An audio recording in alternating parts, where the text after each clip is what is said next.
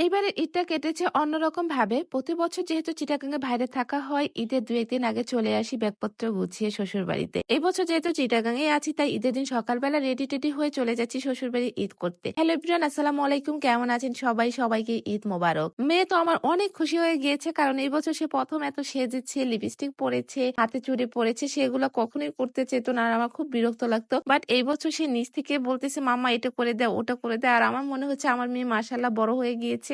তো এই তো বাসা থেকে বের হয়ে গেলাম। বাসা থেকে বের হলেই বোঝা যায় ঈদের আমেজ, সবাই বেড়াতে যাচ্ছে। আর আমরাও তো যাচ্ছি। আমার তো খুব খুশি লাগতেছে। তো আমরা এই তো একটু রিক্সাতে উঠে গিয়েছি। যদিও কাছে, তারপর রিক্সা নিয়ে নিলাম কারণ বাইরে প্রচুর রোদ ছিল, গরম ছিল। তো ওই তো দেখা যাচ্ছে আমার শ্বশুরবাড়ি। সবাই আসলে গ্রামের বাসায় যায় ঈদ করতে। কিন্তু আমার শ্বশুরবাড়ি যেহেতু শহরেই, সো আমার ওই প্যারাটা নাই। আমার আর গ্রামে যেতে হয় না। তো এই তো শ্বশুরবাড়ির নিচে এসে নেমে গিয়েছি। আর আমার মেয়ে তো বারবার বলতেছিল নানু বাসায় যাবো, ভাইয়ার বাসায় যাবো। তো ও তো রিক্সা থেকে নামতেই চাচ্ছে না। তার সে কি ভাব, সে এত সুন্দর করে সেজেছে। আর নেমে আমার হাসব্যান্ড দারোয়ানের সাথে কোলাকুলি করে নিল। ঈদের দিন আসলে এই জিনিসটা অনেক বেশি ভালো লাগে। সবাই সবার সাথে এত সুন্দর করে মিশে। আর ছোটবেলায় তো চলেই যেতাম ঈদগাহ মাঠে নামাজ পড়া দেখার জন্য। সবাই নামাজ শেষে কোলাকুলি করতো, কি ভালো লাগতো দেখতে। তারপর এই তো ঢুকে গিয়েছি বাসায়। আর আমার মেয়ে তো আসলে একটা ভাবে আছে কারণ সে এত সেজেছে। আর তার তো কখন সবাই তাকে দেখবে, মাশাআল্লাহ মাশাআল্লাহ বলবে।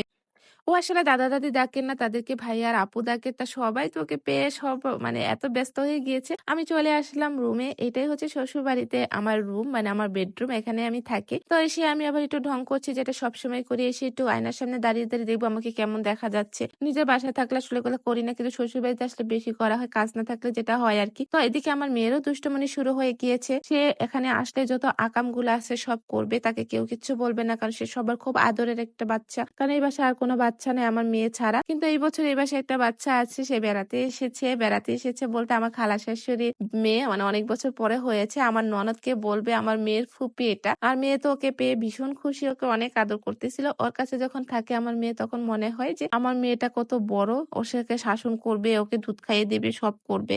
কিন্তু ইনি একে আর এক রুমে থাকার মানুষ, সে ঘুরতেছে, সবকিছু করতেছে। এসে কতক্ষণ ড্রয়িং রুমে বসে থাকলো। তারপর ইনার আপু ইনার জন্য ব্যাগ নিয়ে এসেছিল, ওটা ওকে দিল। আর সে তো এই পার্সটা পেয়ে এত খুশি হয়ে গিয়েছে।